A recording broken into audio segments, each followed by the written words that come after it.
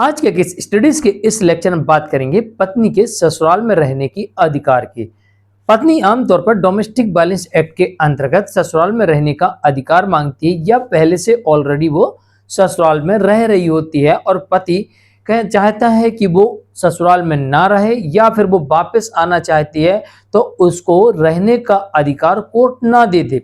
तो ऐसी परिस्थिति में अगर पति चाहता है कि पत्नी का ससुराल में रहने का अधिकार ही खत्म हो जाए तो किन किन कारणों से होता है, आज के इस स्टडीज के इस लेक्चर में डिटेल में बताने का प्रयास करेंगे।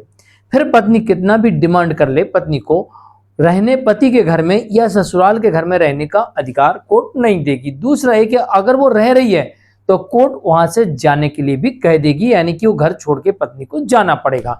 अब ये किन परिस्थितियों में होता है और अलग अलग जजमेंट्सों में देखने पर पता लगता है कि बहुत सारी ऐसी कंडीशंस हैं जिन कंडीशंस में कोर्ट पत्नी को ससुराल के घर में पति के नाम के घर में रहने का अधिकार नहीं देती। जय जिनेंद्र, मैं मुकेश जैन। वीडियो को लाइक और शेयर कर दीजिए और इस तरह के जजमेंट्स पाने के लिए या अन्य किसी जानकारी के लिए दिए गए नंबर पर आप हमें संपर्क कर सकते हैं। कंडीशन सुनते जाइएगा। पहली कंडीशंस ऐसे जजमेंट देखने को मिलते हैं जिसमें यह कहा गया है कि वो घर पति के नाम से ना हो, पति के अलावा अन्य किसी और के नाम से घर है, तो ऐसी स्थिति में कोर्ट डोमेस्टिक वायलेंस एक्ट के अंतर्गत राइट टू रेसिडेंस का अधिकार पत्नी को नहीं देती है। दूसरा यह देखा गया है क्या उस घर में रहने की जगह है। अगर सेपरेट जगह उस घर में नहीं है तब भी कोर्ट उस घर में रहने का अधिकार नहीं देती है। तीसरी स्थिति यह देखी गई है कि जहां पर पत्नी अडल्ट्री में हो या रीमैरिज कर चुकी हो और इसके प्रॉपर सबूत पति ने कोर्ट में लगाए हो तो फिर कोर्ट ऐसी पत्नी को उस घर में रहने का अधिकार नहीं देती है। चौथी कंडीशन ये देखी गई है कि अगर पति कोर्ट में यह साबित कर दे कि पत्नी से उसे या उसके परिवार के किसी सदस्य को जान का खतरा है, यानी कि पत्नी इस तरीके से उद्दंडता कर रही है कि उनकी जान तक ले सकती है, ऐसे षड्यंत्र रच रही है, अगर ऐसा सबूत कोर्ट के सामने आता है तो फिर ऐसी पत्नी को कोर्ट उस घर में रहने का अधिकार नहीं देती है।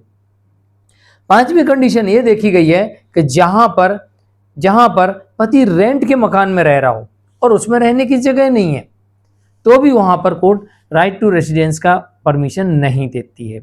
अब किन कंडीशंस में देती है?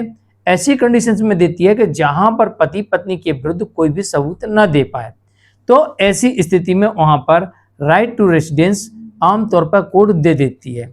अब उस घर में रहने की जगह नहीं है तो कोर्ट कहती है कि भाई आप उसके लिए आप रेंट दे दो या फिर उसके लिए कोई घर खरीद के दो या फिर उसके लिए रेंट में मकान लेके दो। ये तीन ऑप्शंस देती है। कुछ कंडीशंस ऐसी देखी जाती है जहां पर कोर्ट ये कह रही है कि जब पत्नी की कोई गलती ही नहीं है तो आप उस घर से नहीं निकाल सकते, भलाई वो घर परिवार के किसी अन्य सदस्य के नाम से क्यों ना हो, लेकिन वो मैट्रिमोनियल हाउस है इस कारण से नहीं निकालते हैं। कुछ केसेस में यह देखा गया है कि राइट टू रेसिडेंस का ऑप्शन कोर्ट ने दिया, पत्नी को उस घर में रहने का अधिकार दिया, ससुराल वालों ने उस घर में उसको जगह भी दी, लेकिन पत्नी ने वहां पर ऐसी दबंगई की, अपने परिवार वालों को बुला लिया और उस घर के मालिक को, पति को, सबको घर से बाहर कर दिया और उस घर पर पूरी तरीके से कब्जा कर लिया। तो ऐसी स्थिति में राइट टू रेसिडेंस का ऑर्डर कोर्ट ने कैंसिल किया और पत्नी को उस घर से जाने के लिए कहा या उसकी कीमत अदा करने के लिए कहा।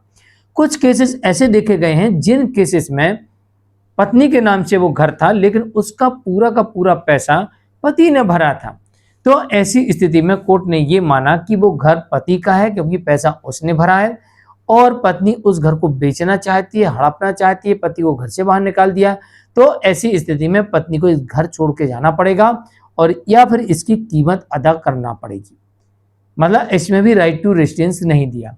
ये तो होगा 9 कारण। 10वां कारण ये भी देखा मैंने कि कुछ जजमेंटों में कोर्ट ने कहा कि अगर उस घर के मालिक यानी जिनके नाम से वो घर है वो यहाँ इनको पति पत्नी को घर से बाहर निकाल दें, बेदखल कर दें अपनी संपत्ति से, तो बेदखल जब संपत्ति से कर देते हैं तो ऐसी स्थिति में फिर उन्हें राइट टू रेसिडेंस का ऑप्शन नहीं मिलता है, पत्नी वहां जाके नहीं रह सकती। क्योंकि उनने पत्नी को भी घर से बाहर कर दिया, अपने बेटे को भी घर से बाहर कर दिया, तो उनने टोटल अधिकार ही छीन लिए कि भाई हमको इनसे कोई मतलब नहीं है, मैं इनको अपनी सारी संपत्ति से, सारे रिश्तों से बेदखल करती हूँ।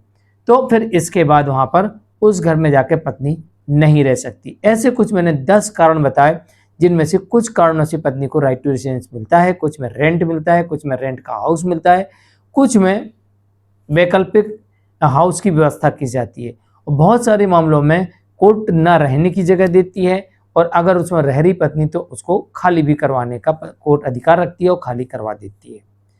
तो जानकारी कैसे लगी कमेंट में जरूर लिखिए, वीडियो को लाइक शेयर कर दिए। अलग अलग परिस्थितियों पर राइट टू रेजिडेंस के अलग अलग आदेश होते हैं। आपके केस में जैसी परिस्थिति है, आपने जैसा पक्ष रखा, जैसे सबूत दिखाए, उसके आधार पर आपके केस में कोर्ट आदेश करेगी। इस बात का ध्यान रखिएगा।